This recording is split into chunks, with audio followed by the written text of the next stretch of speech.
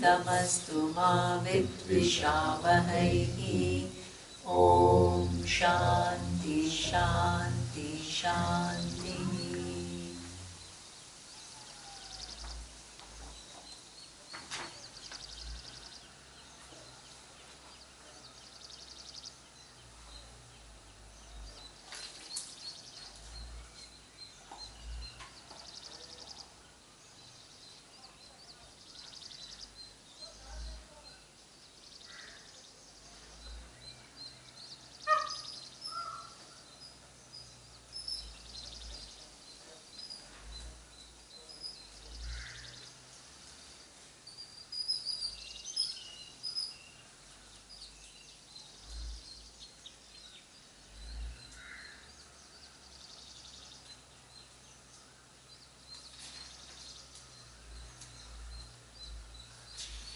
Okay, so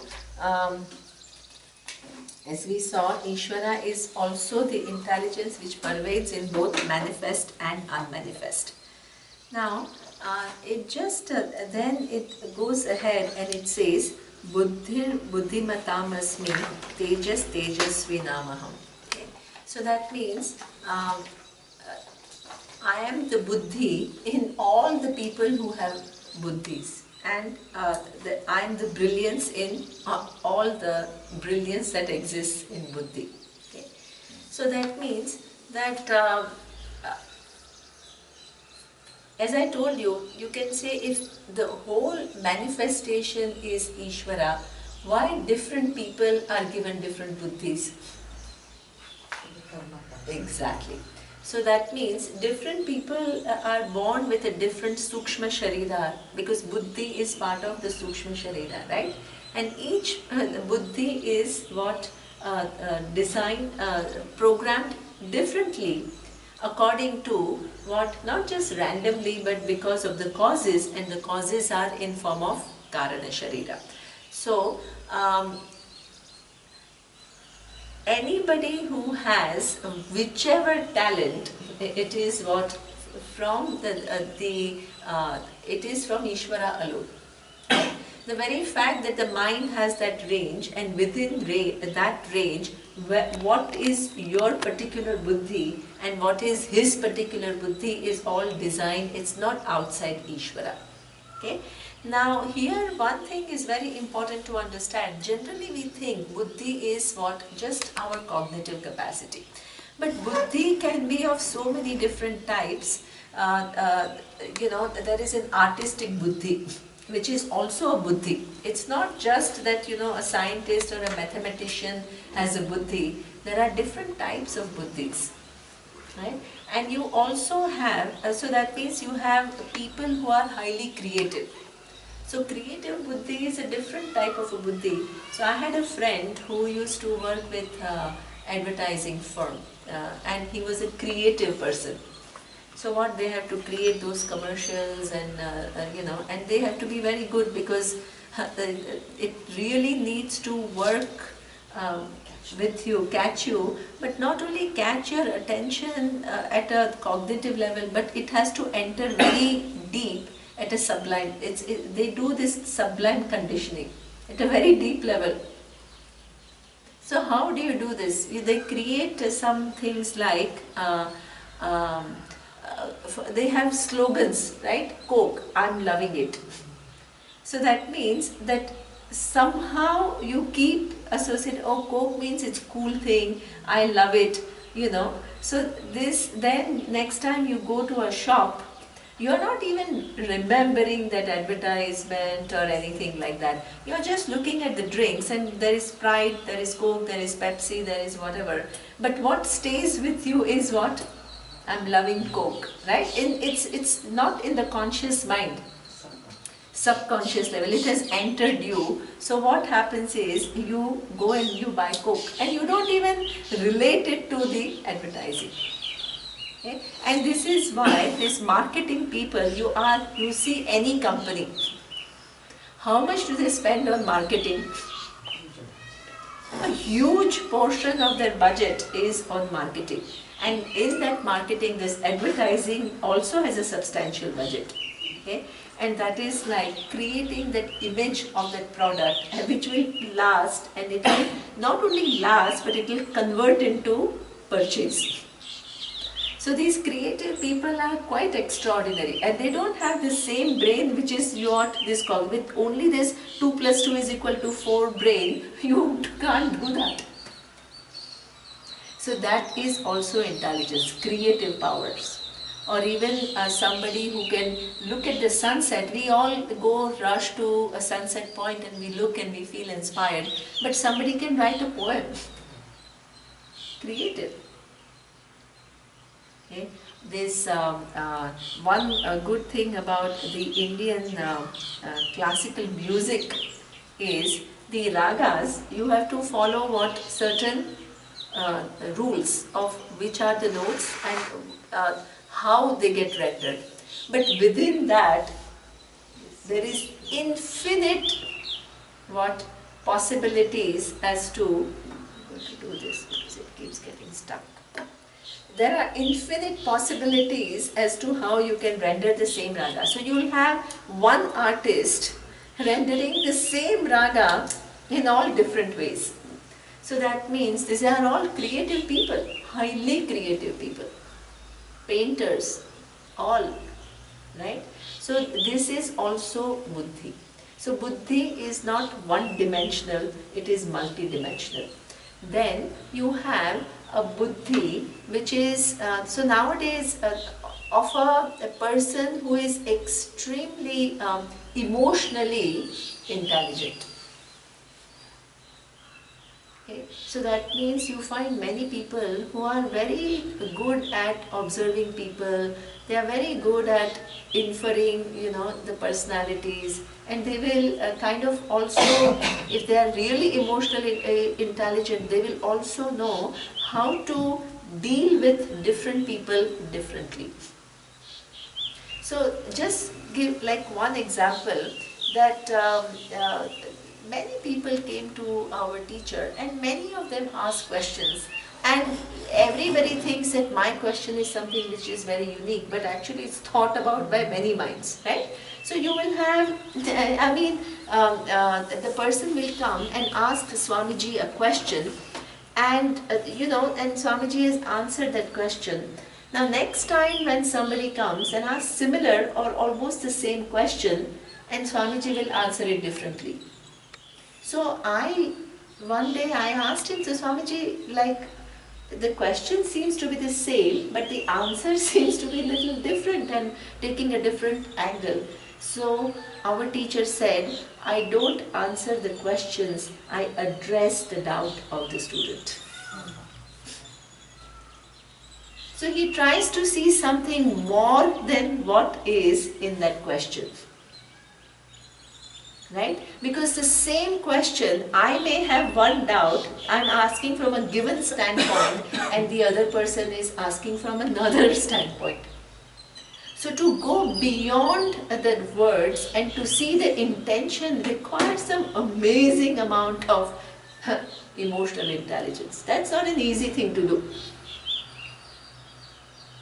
Right? So these are all what we call vibhutis. These are all the possibilities which are there in human brain. And it's not like they are all just born with it, that you work on it and you develop all these capacities. Then life becomes a beautiful project. So many things to do. Where is the time to get bored? Where is the time to get disenchanted? Where is the time to feel isolated? All these potentials are given. Right? So this is what we call the emotional intelligence. Now you also have another thing which is even a little different, and that is what we talk about, the spiritual intelligence. It's different from what emotional intelligence. So nowadays, I think even in management schools and all, they look at what spiritual quotient, they add this one more aspect of human being. So what is this spiritual quotient? Okay. overall meaning that you see in life, the purpose of your existence. You need to answer those questions. You can't just say that, yeah, okay, now I'm just living and I'm trying to fix this to the best of the possible way, and I'll master it, and then, I will just kind of, make millions out of it. Good, but life has to be more defined, little bit more. This is where wisdom comes. Right? So therefore, there is a spiritual quotient, and that also evolves into the person becoming, for example, more compassionate, caring, giving up, certain resentment or highly judgmental ideas about things. This is an evolution at another level altogether. So this is where our teacher also, I keep remembering him because he was quite an extraordinary human being. All these statements that he made, initially you just don't even know what it means, but more you think about it, the more you see how profound a human being he was. He says there are no criminals in the world, but there are people who take to crime. People who take to crime, it's true. Right? There are people, obviously they take to crime. But because of that, you label them as criminals. That means what? You have given them a permanent label, which is an unchangeable label. That doesn't exist. Any criminal can what? At any time, what? Shift. Any time. Like how we all shift at any time. So you can't label the person as though that person is going to always remain a criminal. He says there are some confusions because of which people take to crime. When you undo those confusions, people become normal people. The second thing he said is that not only people can change, but at the same time, the same person who's criminal can show a lot of compassion towards one's own child. So the person is not always criminal. Right? So therefore, there are just too many nuances. Everything is so multifaceted, and you have to be careful. When you understand it like that, your vocabulary, your way of thinking changes, and the way you speak also changes. Because how you understand changes. You see a basic good in everyone. So what we are saying is, it's not just see basic good in anyone. See here, when I say this person has taken to crime, I'm not looking at, I'm being objective. Right? But I'm not dismissing the person totally. Or I'm not saying that this person is only this. Right? This person does have, so it's, see, good in everyone means that you sometimes enter into denial. The person could be taken to, could have taken to the crime, and you're convincing yourself person is good. Then you're not totally in touch with reality. Here, we are not creating a, you see what I mean? We are just recognizing what is, but we are not loading it up further. The person has taken to crime is a fact, but you are calling him criminal means what? That the person will, it implies different things. The person will never change, the person is always like that, and that may not be true. So you are distinguishing facts from what? Your additions. Yeah, the positive thinking is what? Everyone is good. Exactly. Or everyone is bad. Yeah. So the overgeneralization, simplification can go in both directions, right? So this is why Swamiji used to say, Vedanta is not about positive thinking. It is about being objective. Being objective means you see things. And this is why, see, because when you say that, oh, be positive, then what happens that when there are dangers, and if you are not able to detect the dangers, because you are into some positive framework, then you will not respond to situations accordingly. If there are risks, you need to recognize those risks and you need to what? Provide for them in your decision making. So positive mindset puts you in like how said, in negative mindset takes you away from reality in this direction. Positive mindset also equally takes you away from reality in the other direction. And both take you away from realities. What Vedanta is trying to accomplish is put you in touch with realities. Your whole mind has to be in touch, exact objective, in touch with reality. Neither denial nor what superimposition of addition. Seeing things as they are. Only when you see things as they are, you have the ability to respond to what is to be done. You could assess accurately what is to be done in this situation. And as Swamiji was saying yesterday, when you do what is to be done, which is not your raga and dvesha, but it is what is called for in the situation, you are in harmony with Ishvara. He's called it like a duty, is that what he was talking about? Because I didn't quite understand that duty part, but anyway, later on. Yeah, later on we can say. So therefore, so when you detect what is to be done and do what needs to be done, that can be called your duty. That is called for on your side at this point in time. That becomes your duty. He was saying we shouldn't treat it like a burden. Burden. We should be enthusiastic about it because it gives us a chance to align with Ishvara. So therefore, that spiritual thing is also buddhi. Now, it's interesting. A person who comes to Vedanta, what kind of buddhi the person should have?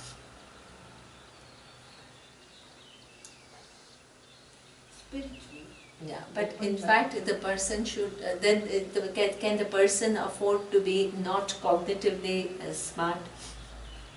No. The person, if he is so just cognitively smart but only just one track analytical and not creative, it won't work. And if it is all this there but emotional intelligence is not there, it will not work.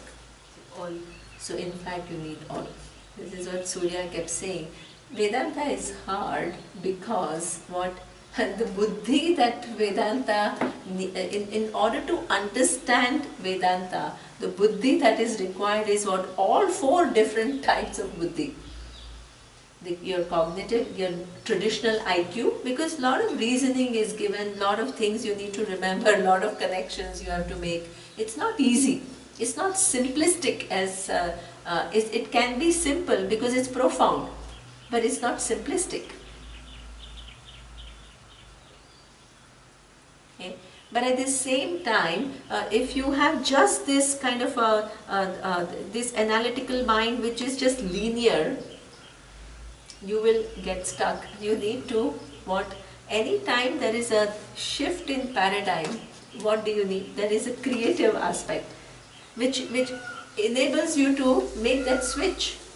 You can't keep on being stuck to that and trying to understand the whole thing from this paradigm, which itself is a wrong paradigm.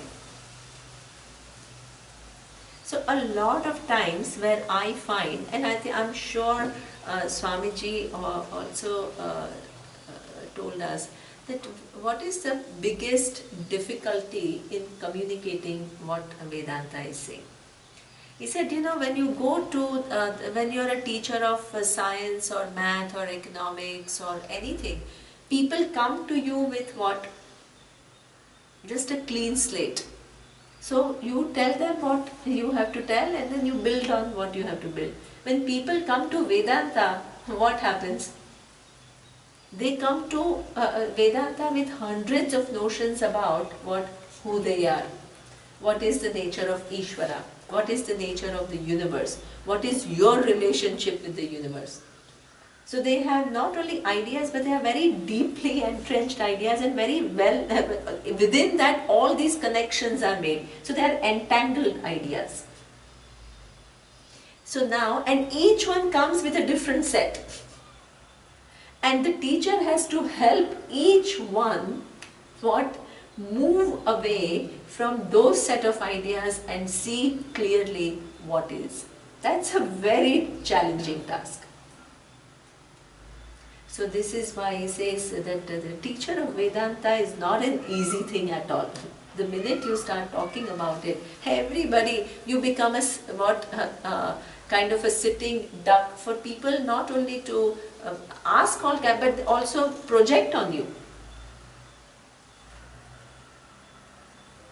So our teacher used to say that I can immediately see people who have difficulty, they've had difficulty with their father. Okay? Difficulty in relating to their father means what? There is a non-acceptance of authority. So when they come, they are coming to me, I'm not their father, but they bring the mindset, which is what? That I'm, that rebellious mindset. I'm not going to just swallow what he said. Maybe because the father was highly controlling and imposing, so there is this whole dissatisfaction, but the whole thing gets projected on the teacher. So not only people don't understand, but on the teacher they project all kinds of things. So this is why it is tough. And you have to understand. And you still have to help the person to move one step forward, without judging the person, without making the person feel that the person is, But at the same time point out, because if you really want the person to progress, you need to undo all these blocks. So it's a big commitment, right? So, so you need that creative mind, you need analytical mind, you need emotionally intelligent person, and you also need person who is going beyond just that normal this thing, but becoming saintly. Saintly means you go one step further in understanding people. You go one step further in accommodating people. You go one step further in not being judgmental.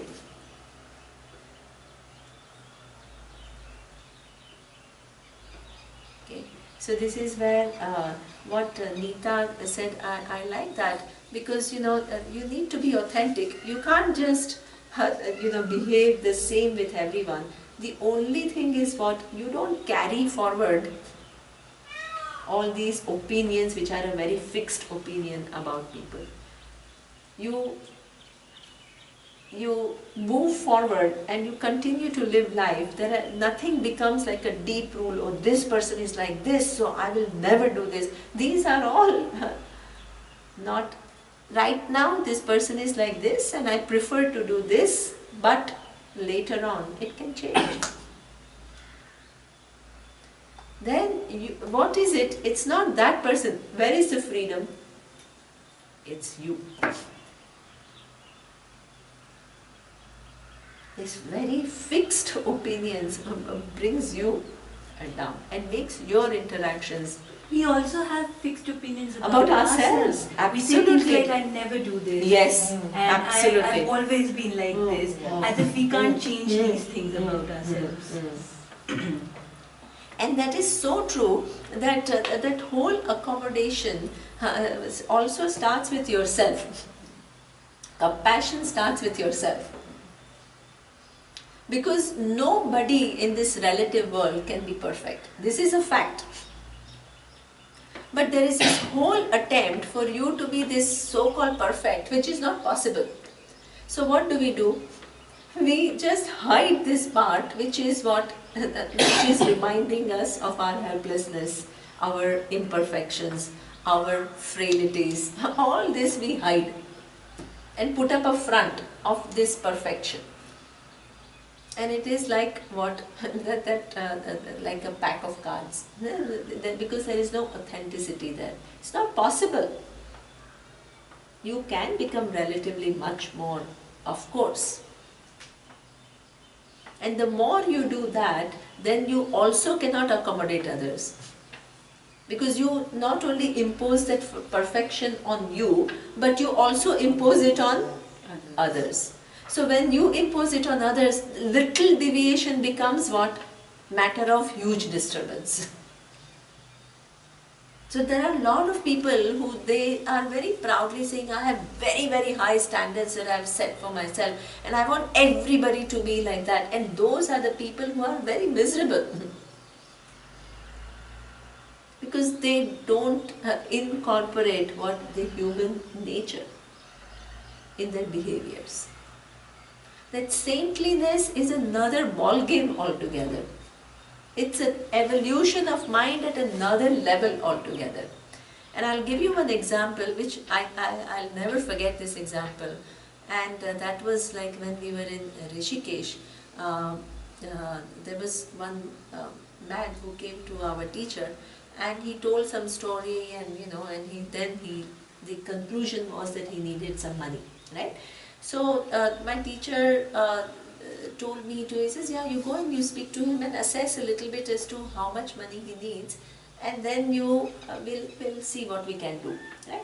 So I went to him and I thought that, oh, I have a good kind of a mind, so I started asking questions, right?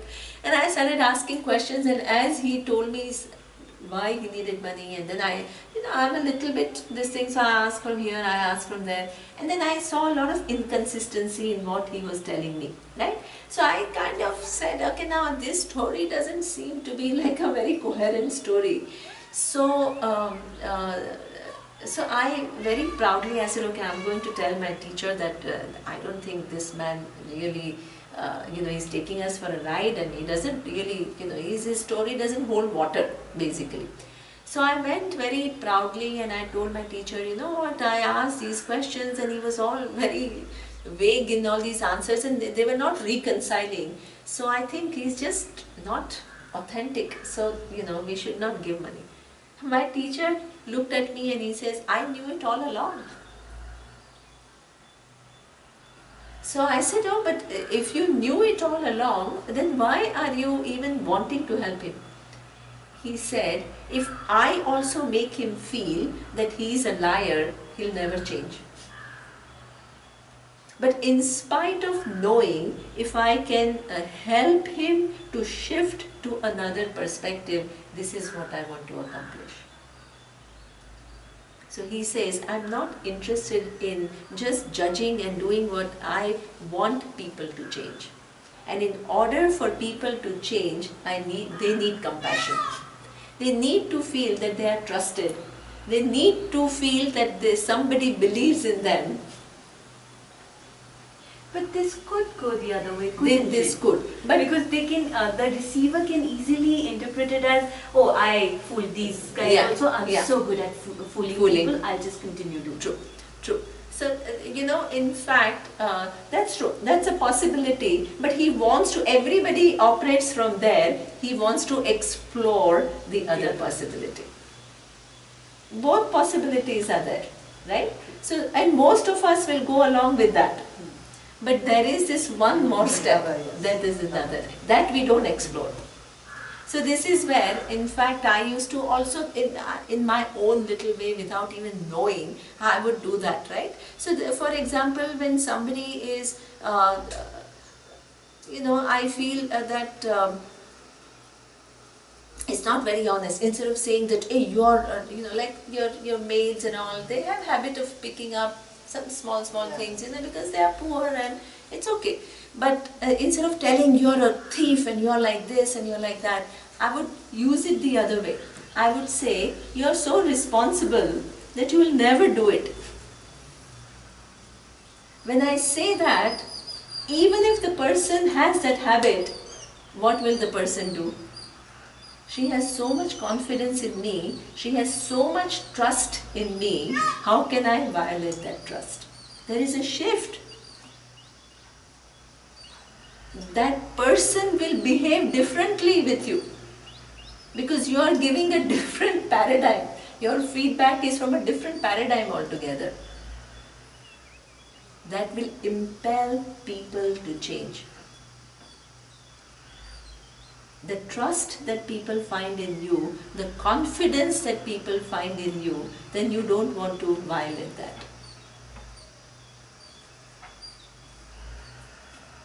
Right? So this is a different way of operating in the world. So that means that is all these values, I mean how much more we have to go in our what? Our growth. So it's a lot of psychology also. Yeah, because psychology is, as I told you, don't think psychology is modern and this is Ishvara. One of the manifestation of the psychology, which is what this, if this is how the response is, this is how the mind is going to behave. It's within Ishvara's order. And when you do things differently, you can influence the change. That is also within Ishvara's order. That is what we call a saintly mind. Saintly mind operates with a different understanding altogether. And for Vedanta to work, you need to develop what? All four. This is what Surya used to say, that you need all four. It will bless you. This kind of a mind, this kind of a person is ready for this knowledge. Then this reality will become as clear as the daylight. But you need to evolve. So, this is Buddhim, Buddhimatam Asmi, Tejas, Tejasvina Maham. Okay? Even any brilliance. So, it can be in any direction, or imagine a person who comes to Vedanta, and what generally happens is, if you come to Vedanta and you have a relatively good cognitive capacity, you will what? Only understand and try to understand Vedanta from what? That given thing. And if you have emotional intelligence, then what will you do? You will try to be more and more kind, and you will try to fine-tune your emotion. So what happens is, whichever is our strong part, we skew everything, the whole teaching to that part, and then we sharpen it further. But what does Vedanta require? All round. So that means if you are, then you also need to pay attention to your emotion, but you also need to then pay attention to your creative side, to your cognitive side, to your this going beyond just normal behaviors. All that is required. You move away from your familiar areas and you move into new territories, explorations. But each of these intelligences can be developed in... absolutely. And this is where Surya shows a lot of this thing, there is a lot of research on what we call neuroplasticity. Neuroplasticity means it's not like you come with a fixed brain and you have to live with that brain and you just can intervene a little bit. You can actually change the wiring, and you can, relearn things, and that behave in a totally different manner. There is a lot of flexibility that is given, which we don't explore. So we stay within our paradigm. And one example that I wanted to give of how commonly this kind of a thing happens is, you must have heard it. If you have heard all my classes, you must have definitely heard it, right? So that is our story. When we were studying here, generally, as I told you, who is considered a good student? Somebody who knows grammar properly, somebody who learns Sanskrit fast, somebody who is able to give some logic and is little eloquent about what you understand. That immediately, whenever a group gets together, you immediately say, yeah, now these people are good and these people are average and these people are, whatever, not so with it. And all of us kind of believe in, we buy into implicitly or explicitly these categorization, right? Then an event happened that we all had gone to Rishikesh, and we happened to be in Rishikesh during Shivratri. So at night, our ashram, we finish our puja and all pretty quickly. So we didn't feel like just not, so we said let's go around all these different ashrams in Rishikesh and see what kind of celebrations they have for Shivratri. So we all, a group of us, we decided to walk and we moved from one ashram to the other. We were stopping in different ashrams and seeing how they are celebrating Shivratri. And we were very amused and everything. Finally, walking, we reached Lakshman Jhula. And when we reached Lakshman Jhula, there were this group of lepers. There's a hospital there, and then on the street, just by the Jhula, there were a group of lepers. And the minute they saw us all coming, there was one among us, right? And they all went and they all touched his feet and said, Swami, Swami, Swami, Swami. So we were all like quite amused and we said, what happened? We were quite surprised. Who are these people and how come this one person and they are all kind of greeting him and all that. And this person, everybody thought was just an average, nothing outstanding or whatever. Then we heard from those lepers that this person stayed with them for 1 year and he had served them. We all said, oh my God, who of us can do that? So who is more ready? Who is more intelligent? These are shifts. These are very, that you come out of your normal paradigms and you said, oh my God, in that whole intelligence scheme, maybe that person is far more evolved than I am. Who knows? That's where you stay grounded. You remain humble.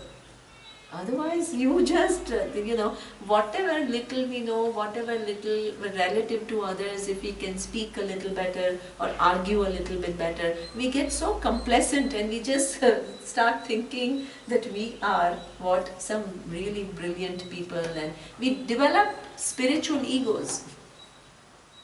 How important it is to remain grounded. It's a big reminder. Difficult, I'm sure. When people, exactly, and especially when people give you such a feedback, and then many times, as you've seen, the forms in this tradition are such that people will start touching your feet and things like that. You think what? You are some big shot. Right? So being a teacher, and that you really have to be very, very careful. That you don't start, building on something which is, that is very, very easy to happen. And this is why the presence of Ishvara, where you say that, hey, compared to that all intelligence, what is my little intelligence? That I can do two more, Sanskrit sutras more, it's insignificant. That what keeps you grounded. Any accomplishment that you have, so our teacher used to say, now he keeps coming to my mind, because there are certain jewels that he has told which don't always come out. He says, I don't want you to be this simple, humble person who says, oh, I'm no good, oh, no, I'm not intelligent, oh, I'm not. I don't want you to be that kind of a person. Everything no about me. I want you to be the person who has good self-esteem. To recognize your self-worth. To engage in the world with a certain amount of confidence. Right? I'm nourishment. I want you all to be that. But the minute you have all of that, there is a danger that you become arrogant. You go on the other side. Right? And you become you begin to think that you can control everything. You begin to look down upon others.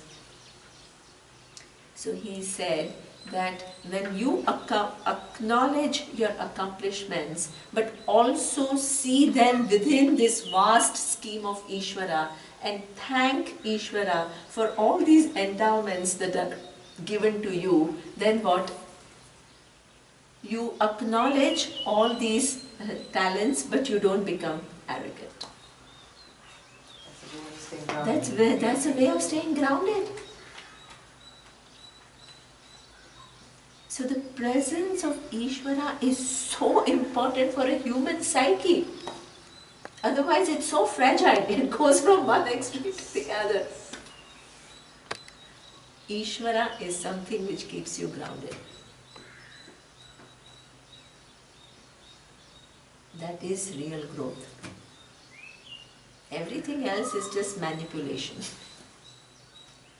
which sometimes is good, it works, but it is not complete. Right? So this is where and imagine if you have worked on all these 4 different aspects and you have become that Tejasvi. Tejasvi is what? That brilliant person. Then that is also what? Ishvara. It is the grace. It is your karma phala, your own effort in all these directions which gives you which gives that result. Tejas Tejasvi Nama.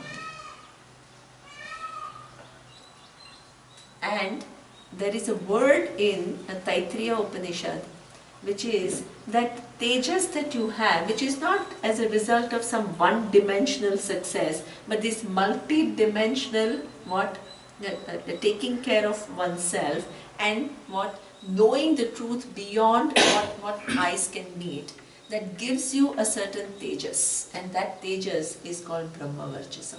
There is a name for it. Brahma Varchasam.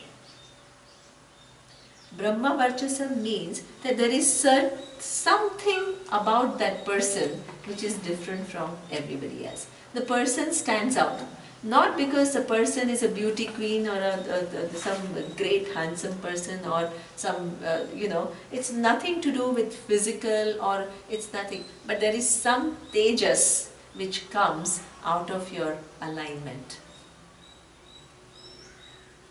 And certain relaxation which comes out of your alignment. You find many people who are very, recently I was invited at one talk, and this woman who invited me, she's a very accomplished person, but just by her gestures and all, I saw she was so nervous.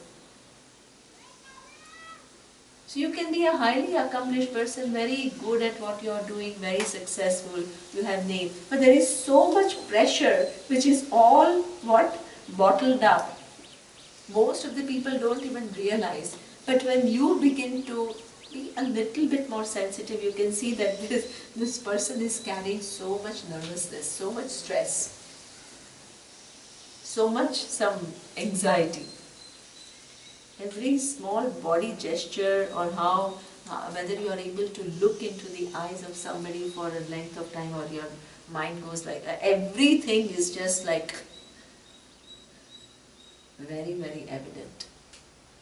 You give you so much of yourself away in your verbal and non-verbal communication.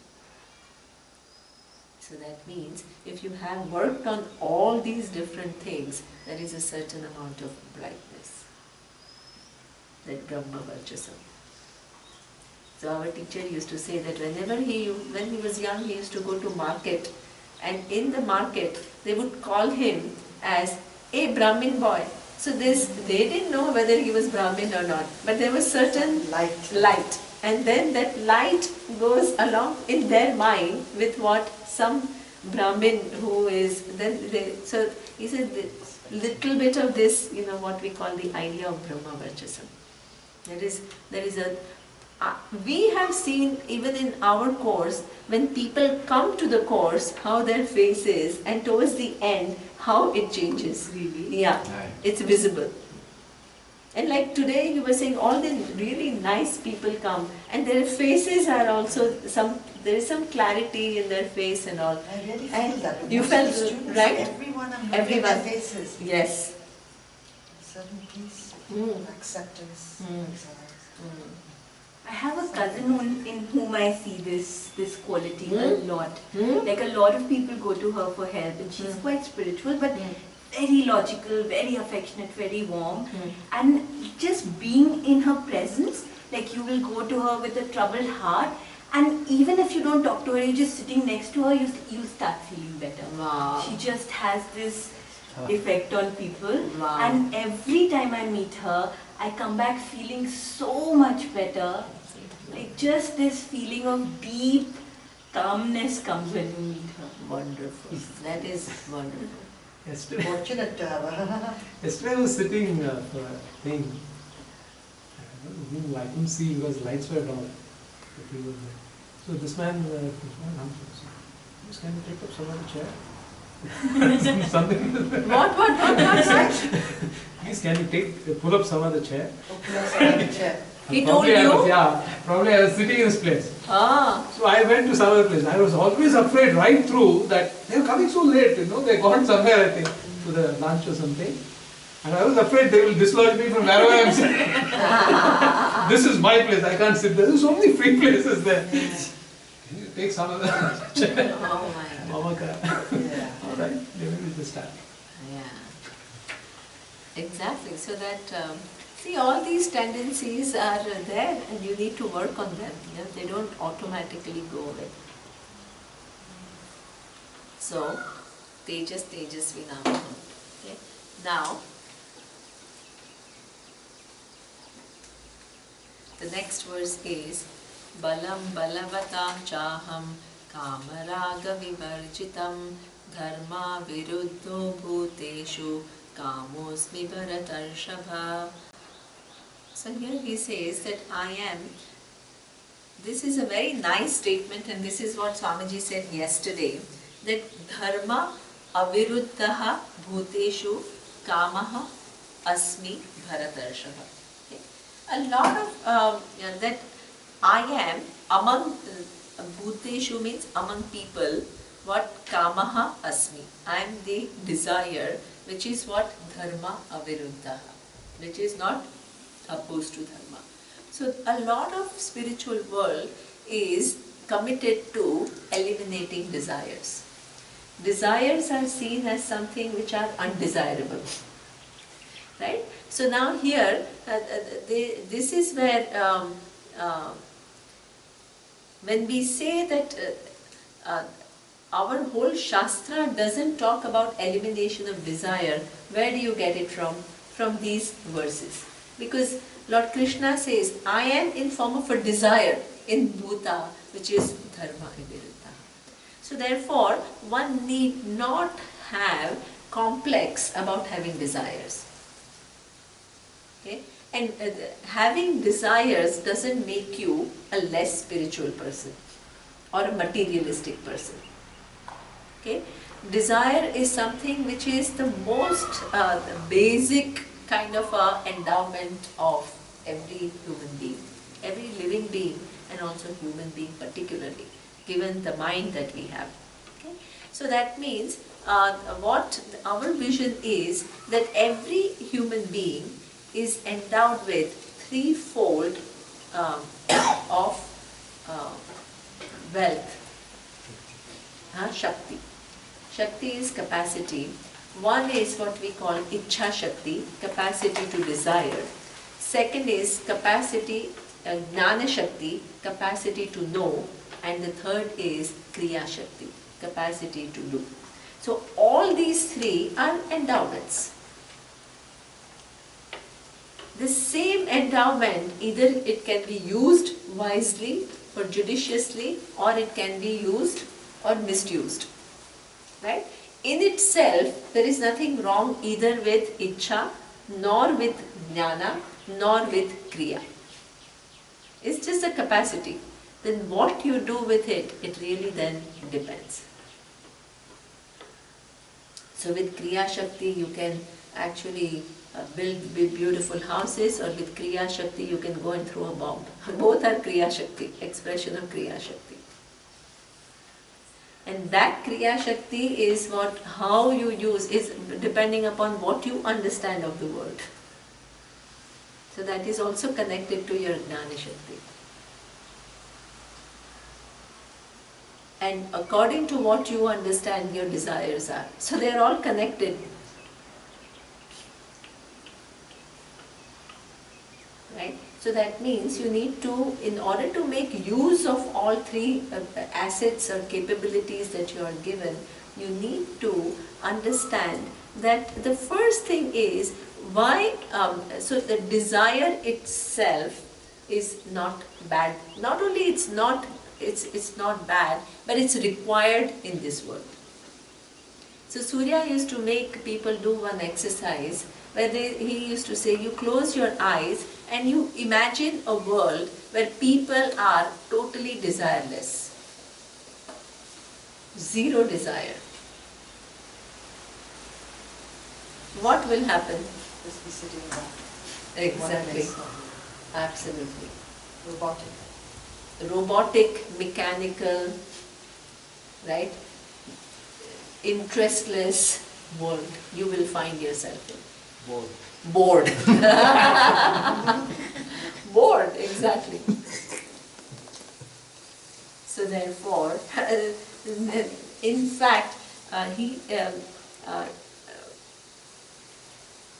the world is designed in a manner that each one is born with what?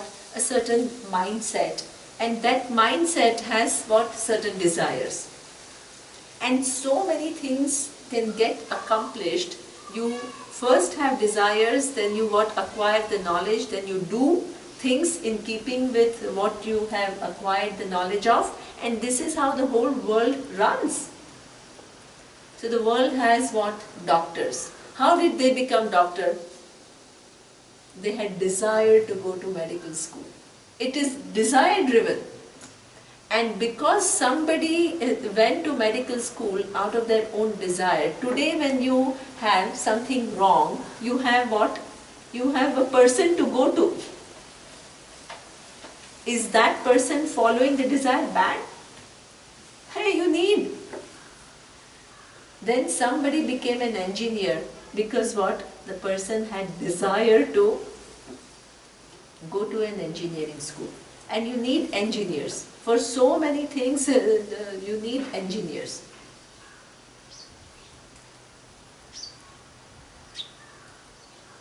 Then you need architects, you need builders, you need everyone. And each one is impelling. Then now so many people go to what?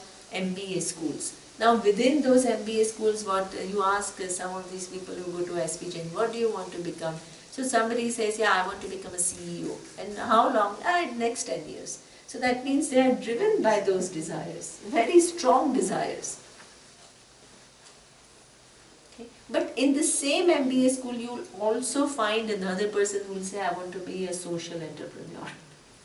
Different. And they will do something.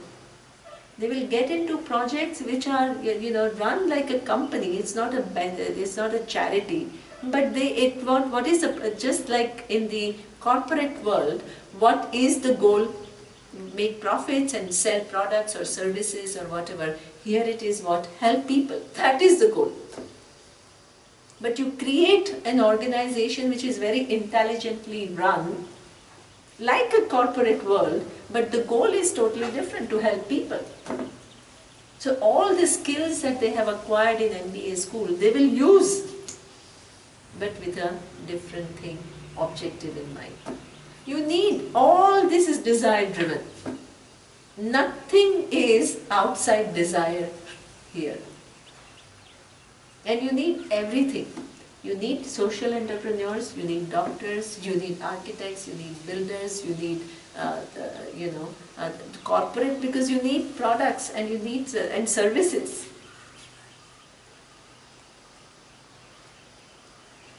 So here he says, dharma aviruddhaha kama ahamasya. I am in form of that desire which impels people to engage in the world, and through that engagement what? So many other people's needs are also served. Whether you may go to work for what? Just your own salary, but the products that you produce are required by somebody else and they will benefit. That may not be in your mind. So the entire working of the world is such, which is from Ishvara, that human being is given desires. And according to desires that one has, one acquires knowledge and one performs action, and each one has different, and each one what relies on the other. We are in an interconnected world. You are not an isolated human being.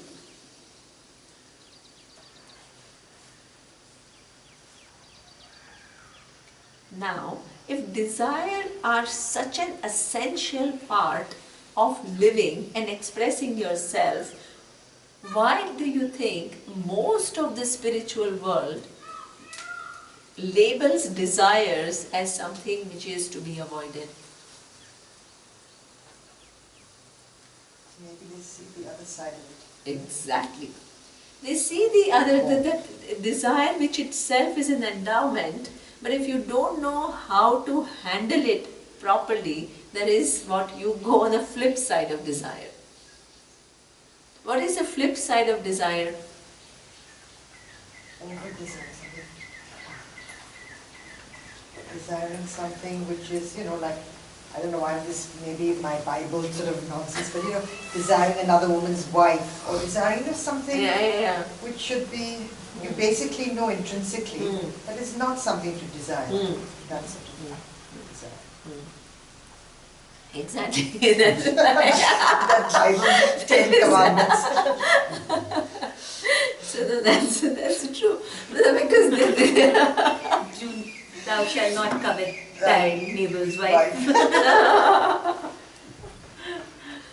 Desire to steal, I suppose. Or desire to want more in the wrong way, so that would be steal.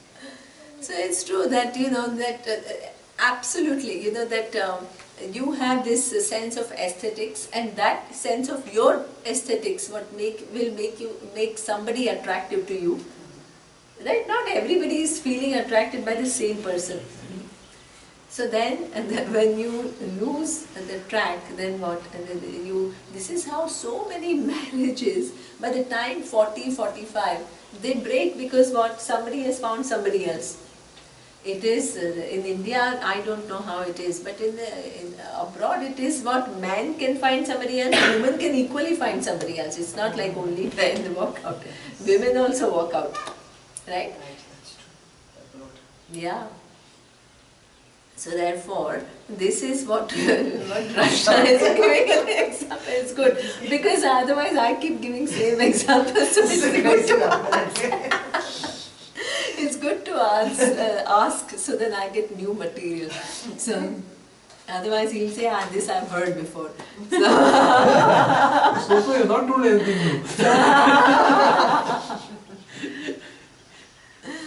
So therefore, this is what, so now imagine that you really feel attracted to somebody who is married. What would you do? That desire is there. The desire is there. So if you have no check on that desire, and that becomes the sole guiding factor for your behavior, what will you do? Go after that woman at any cost. Yeah, you will go after that woman, and what then happens as a result of that? So much upheaval and sadness in that family. Exactly. So that means it leads to so much hurt, and you, which is what you know that I don't want to be hurt. So that means it is a value for you, but you are not applying the same value for somebody else. So that means that becomes what? Then it is desire who makes you, drives you, rather than you manage the desire. Right? So this is the thing, this is where you have to manage desire. Otherwise, don't label the entire desire as something which is bad. When that flip side of desire has a cost, huge cost. And that we lose perspective. So when it says that you need to have certain, that's why we said you need to have mastery over desires, you don't need to eliminate desires.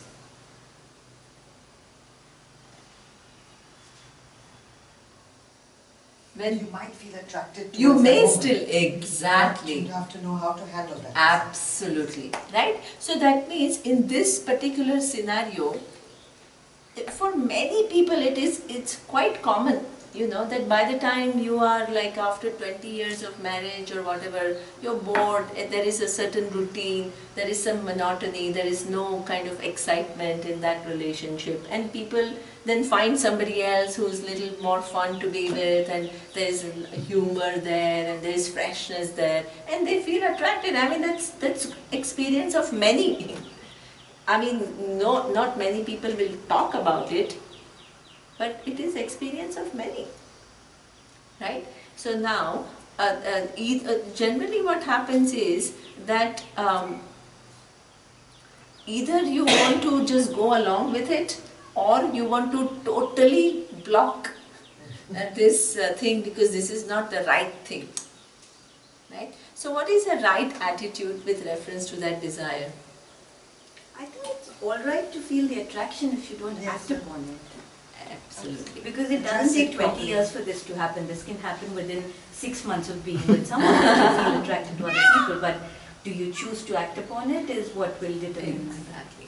Right? So that means that that attraction also, see, sometimes if you really look at this whole karma model, that you have some connections with some human beings, whether it is male, female or whatever, you can't deny. And they can walk into your life at any given point in time. There is no rule that they will enter only at certain time. But what you do with it is something which is the most important thing. In fact, there is also a possibility of conversion into something which is nice, healthy, and but within the boundaries. That is a possibility, right? So therefore, it's not like you always have to deny, or then you say, oh, I feel attracted to this person, so I have to run away from that person or anything like that. You can, but you need not cross a certain line. That discretion, if you have, then what we say, you have certain mastery over your desires. They don't take you off. They don't make you do things which is against dharma. So therefore, every desire, there is a flip side, and when you kind of not go along with it, and also if you convert. Now there are some people who find it very difficult to convert. If I really am attracted, I can't be friend. There are some people like that.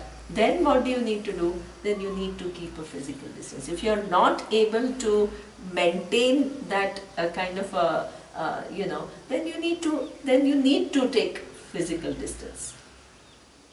But it's all individual. How much you are able to go without violating dharma, that is something which is very important. And what is interesting is that even if you feel attracted, now imagine that even if you keep your own line, how would the wife of that person feel, for example? Even if you? See, for example, I feel X person feels attracted to somebody's husband, and she understands that, hey, I can't cross the line, but I can be friendly with that person without, because you can be friends with so many people. But if the wife of that other person feels threatened, then what happens?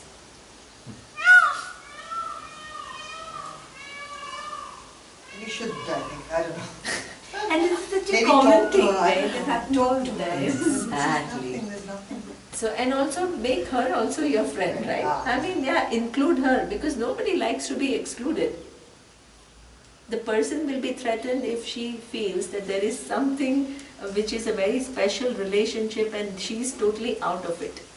But if you feel that if you can include that other person, then at least in your whatever you can, then there is a lot more possibility of harmony there. So that means these are all conscious decisions we make, conscious choices we make, and life becomes not rule based. It becomes what situations come in front of you, they require a response, and you do what needs to be done. And as Swamiji was saying, when you do what needs to be done, what the situation calls for, you are in harmony with Ishvara. When you assess the situation only from your little angle and behave according to what you understand the situation to be, then what he says, there is more and more jiva. So, if you do what needs to be done, he says there is more Ishvara. When you interpret and behave according to your deeply defined needs, then what? There is more jiva. So, I remember during our course, I went and I had some question to, I wasn't sure what I should do here or what I should do. So my teacher gave the answer. He says, if you do this, there will be more of jiva, and if you do that, there will be more of Ishvara. He didn't tell me, oh, you should do this is bad, this is he says, yeah, you do have a choice. The other response is what from this little person, from their own needs, with their own whatever. In the other case, what needs to be done. So the choices we have, either in the choices that we make, there is what? More of jiva or more of Ishvara. When there is more of jiva, when it is what? Need driven. Need driven. You're need Not driven, thinking it through. and not thinking it only partially from your own standpoint, incomplete understanding of things, right? Which is your need based, which is your wishful thinking. Then it is what we call, it's a response which is jiva's response. But when it is looking at the overall repercussions, when it is looking at the entire situation which has not only you but many other people connected, and you take situations, give a response to that situation based on the overall good, the higher good, then what? There is more Ishvara there. So that choice you always have. In some choices there is more jiva, in some choices there is more Ishvara. So that basic thing you used to always say, the glass is there, I take it, I don't take it, and I take it and I do it differently. It sort of underlies all these things. In a different Absolutely, absolutely. in a Because subtle levels. life will bring you different situations, and it will require a response on your side. And either you can just continue to respond according to your past programming, which could be what? Just let it go, let it go, let it go, and not do what needs to be done, like being passive. This is what some personalities is all just aggressive, totally, I just want it and at any cost, and you manipulate people, you manipulate the resources for your own thing. This is what? Doing it, not doing it, and doing it differently. Doing it differently means you look at the welfare of the other people, you also look at your own welfare, you see what is required, and you do what needs to be done. So more you can assess things from a much broader framework rather than you at the center. You will remain at the center. But how much infrastructure you have in your buddhi to incorporate the holistic picture rather than your need-based picture. That is what we call growth. And in that growth is Ishvara. You are more and more connected.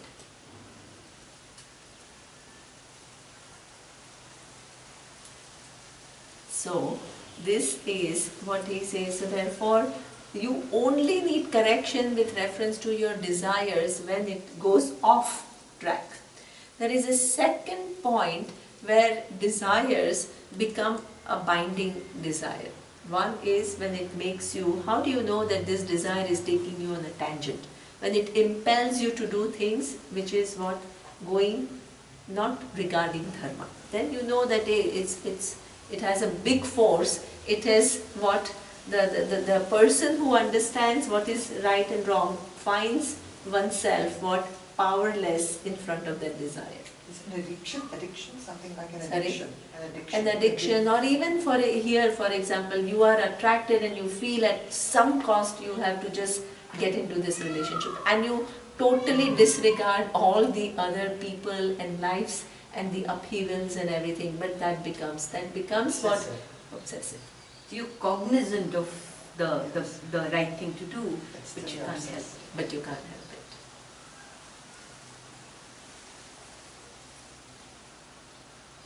it. Right? So this is what we call, this is when you need to check it. The second point where you know that this desire needs to be checked, and that is that it has become binding for me, and that is what, that when that desire doesn't get fulfilled, right? What you desire for, you want to become, let's say, all these MBA students. In 10 years, I want to become a CEO. Now, in 10 years, all those people who are desiring to be CEOs, they are all going to become CEOs? No. So after 10 years, they'll all come back to him, the spiritual teacher, frustrated, disenchanted. Right? That when I left MBA school, and which is one of the top MBA schools, I had all these amazing dreams. And in 10 years, if you follow lives of people, they've taken very different directions. Right? So when things don't happen your way, then what is your response? That also what? It is very, very important.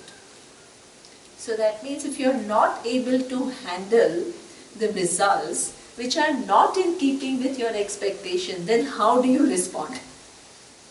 How do you respond to results which are not in keeping with your expectations?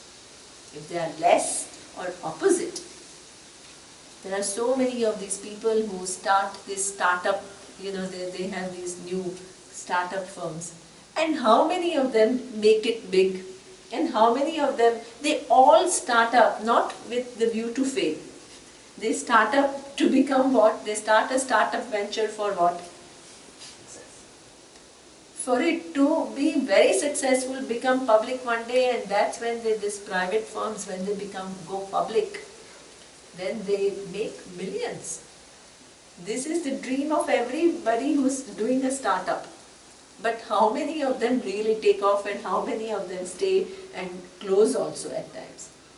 They get bought over, all kinds of things happen. So that means any result can come. No matter how smart you are, whether you are an IIT or IIM or Harvard or Yale, same.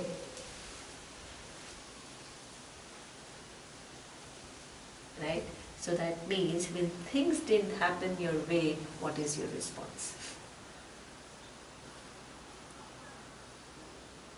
If those desires are what, this is where you realize whether you are what, the master of desires, or the desires are ruling you.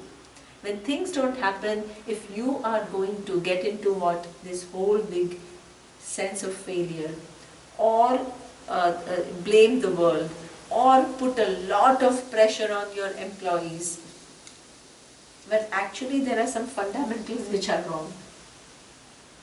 Right? So these are all the things that will show that you are not able to respond to results appropriately. What is called for is what? You're reassessing and seeing what can I do, but you just get into another tangent altogether, emotional tangent, which puts you in a mind frame which is making it less possible for you to analyze the real situation and determine the real responses which are needed. It takes you away. So this is where also it requires correction. Okay. So there, This is what we call managing your karma is two. One is while acting, make sure that you don't go against dharma. And the second is what? When results come, then how to handle it properly. How will you handle it properly? Nobody can say, I'm just totally indifferent whether it is success or a failure. I'm totally indifferent whether my company goes public or it fails. Nobody can be indifferent. This whole samatvam is given as an advice. You have to be the same. Hey, nobody can be the same. Can anybody be the same? These are all the advices which don't take into account what the nature of mind. So how do you have a certain amount of equanimity in responding to result? That we will see in the next class. Been able to understand Ishvara. Excellent, excellent, excellent. So that is the key. Ishvara as karma phaladata. The result, the giver of the result of the action. Then it becomes much easier. Right? That we will see in the next class. Om Purnamadav Purnamidam Purnat Purnamudachyate Purnasya Purnamadaya Purnamevavashishyate. Om Shanti Shanti Shanti. Om Shri Guru Pyo Namaha. Harihi Om.